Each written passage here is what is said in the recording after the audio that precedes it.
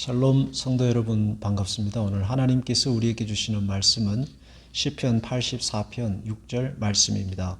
그들이 눈물 골짜기로 지나갈 때에 그곳에 많은 샘이 있을 것이며 이른 비가 복을 채워 주나이다. 아멘. 사람들은 대부분 푸른 초장을 찾아 다닙니다. 직장도 결혼도 그리고 인간관계도 그렇습니다. 교회조차도 그렇게 찾는 경우가 많습니다. 위험이나 모험 혹은 사망의 음침한 골짜기 같은 냄새가 조금이라도 있으면 얼씬도 하지 않습니다. 그런데 대부분의 사람들이 길을 잃는 곳은 아이러니하게도 푸른 초장입니다. 광야나 사망의 음침한 골짜기에서는 길을 잃는 경우가 잘 없습니다. 예수님께서 말씀하신 잃어버린 양의 비유를 보십시오. 그 양은 왜 길을 잃어버렸을까요? 결국 푸른 초장, 풀이 많은 곳을 따라가다가 길을 잃었을 것입니다. 먹기 좋은 풀을 쫓아 정신없이 가다 보니 목자의 소리가 들리지 않는 곳으로 가게 된 것입니다. 아브라함과 조카 롯의 이야기를 보겠습니다. 산 위에서 두 사람은 자기의 살 땅을 정했습니다. 롯은 푸른 초장이 가득한 소돔과 고모라를 택했습니다. 반면에 아브라함은 그 반대편 길이 없고 척박한 광야를 택했습니다. 누가 길을 잃었습니까? 푸른 초장에 있던 롯이 길을 잃었습니다.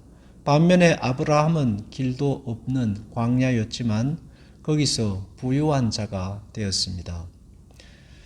여러분도 알다시피 하나님을 찾고 구하고 경외하고 살아가는 믿음의 사람이 사는 그곳은 어디를 가든지 하나님께서 채우고 입히시며 먹이십니다. 믿음으로 나아가는 삶에는 그래서 눈물 골짜기에도 생명의 샘이 있습니다. 왜냐하면 하나님께서 그곳에서 샘을 만드시고 터뜨리시기 때문입니다. 하나님께 순종하여 나아가는 삶에는 사막일지라도 그곳에 오아시스가 있습니다. 이스라엘 백성을 보십시오. 광야에서 죽을 것 같았습니다. 그러나 죽지 않았습니다. 하나님께서 적절한 때에 오아시스를 주셨습니다. 우리가 살아가는 인생의 삶에도 마찬가지입니다. 여러분들이 푸른 초장을 찾아 가면 갈수록 하나님의 음성으로부터 멀어지고 결국은 주님의 목자 되신 주님의 목소리가 들리지 않는 곳에 이르게 될 수 있습니다.